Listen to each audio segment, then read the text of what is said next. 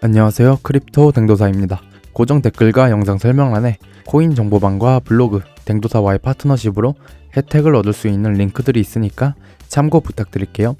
오늘은 최근 코인 시장에서 뜨거운 감자였던 세계 최대 투자회사 블랙록과 비트코인의 관계에 대해서 이야기해보려고 합니다. 본론으로 들어가기 전에 먼저 짧게 블랙록 이야기를 하고 넘어갈게요. 블랙록은 우선 전 세계 최대 규모의 자금을 운용하는 투자회사입니다. 날고 기는 투자회사들이 와도 이 블랙록 앞에서는 주름을 잡을 수가 없습니다. 한국에서 증권하면 떠오르는 동네가 있죠. 여의도입니다. 미국도 마찬가지로 증권하면 떠오르는 동네가 있습니다. 월가라고 불리는 월스트리트입니다. 여기는 미국에서 굉장히 영향력이 큰 금융가이자 전 세계적으로 가장 영향력이 큰 금융가이기도 합니다. 이 금융가에서 가장 영향력이 큰 회사를 고르라고 하면 수많은 사람들은 주저하지 않고 블랙록이라고 말을 할 겁니다. 그리고 블랙록은 미국 정치권하고도 강하게 엮인 회사이기도 합니다. 블랙록 이야기는 이쯤 하고 이 회사가 왜 비트코인에 관심을 가지고 있는지 이야기해 보겠습니다. 최근 블랙록의 CEO 레리 핑크는 이러한 말을 했습니다. 비트코인은 디지털 황금이다. 사실 이 말은 좀 진부하죠. 그동안 코인 시장에 있는 투자자들이 늘 외친 말이기도 하고 이러한 말을 하는 코인 투자자들을 사람들이 비웃고 비난하기도 했습니다. 그래서 막상 코인 투자자들은 잘 꺼내지 않는 말인데 세계 최대의 자산 운용사를 운영하는 블랙록의 CEO 입에서 이러한 말이 나왔어요. 그리고 블랙록 CEO 레리 핑크는 비트코인 회의론자였습니다. 이 시장에 부정적인 입장을 가졌던 사람이에요. 근데 이러한 사람의 입에서 갑자기 이런 말이 나오고 현물 ETF를 추진하니까 사람들이 놀란 거죠. 대체 왜 갑자기 뜬금없이 이 시장에 발을 들이나? 뭐 이런 뉘앙스가 시장에 많이 퍼졌습니다. 과연 블랙록이 비트코인에 관심을 가지게 된 이유가 뭘까요? 비트코인의 특수성으로 인해서 차기 금의 자리를 차지할 수 있고 비트코인으로부터 파생되어진 암호화폐 시장과 블록체인이라는 기술이 실제 쓰이고 더 크게 발전할 가능성이 있어서일까요? 일단 저는 당연히 비트코인 긍정론자입니다.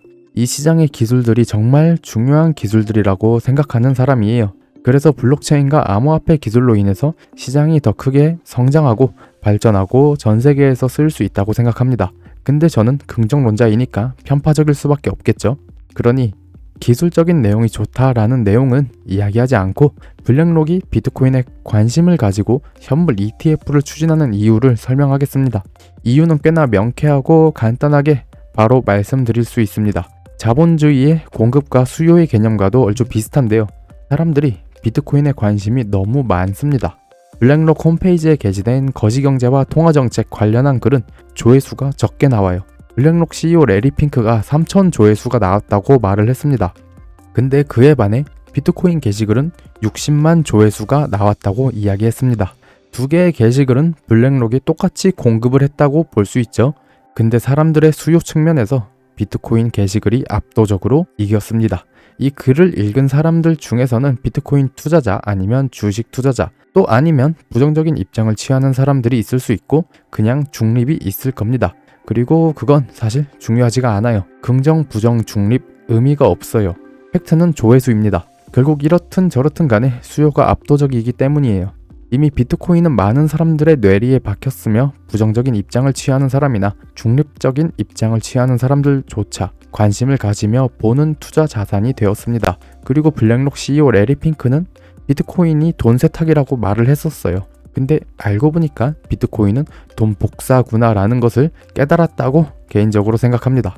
일단 블랙록의 비트코인 현물 ETF가 승인이 되어야 하며 그동안 모든 비트코인 현물 ETF는 거절을 당했죠. 근데 블랙록이라면 다르지 않을까 라는 기대감이 많이 형성되어 있어요.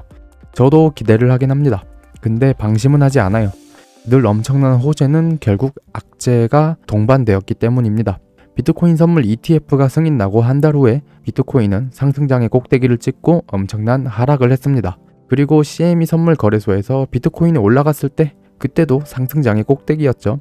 이번 비트코인 현물 ETF는 다를 수 있지만 여태 나온 데이터들로는 큰 호재는 큰 악재로 인식이 가능하다는 데이터들이 나와서 저는 말씀드린 대로 방심을 하지 않을 겁니다. 리스크를 줄이면서 투자 계속 진행할 것이고 제대로 규제가 나오기 전까지는 분할 매수 매도 열심히 할 계획입니다. 그리고 거대한 세력들이 들어오는 것을 사람들은 환영합니다.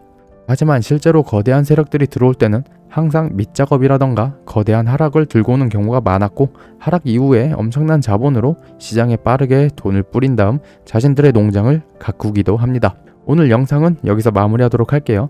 댕두사의 영상은 매수 매도의 조언이 아니라 참고용 영상일 뿐입니다. 국내에 없는 코인들을 구매하고 싶으시다면 영상 설명란과 고정 댓글에 혜택이 있는 레퍼럴 링크가 있으니까 참고하시면 좋을 것 같습니다. 댕두사의 영상이 도움이 되었다면 구독, 좋아요, 알림 설정, 댓글 부탁드립니다. 그리고 다음 영상에서도 또 뵐 수 있었으면 좋겠습니다. 감사합니다.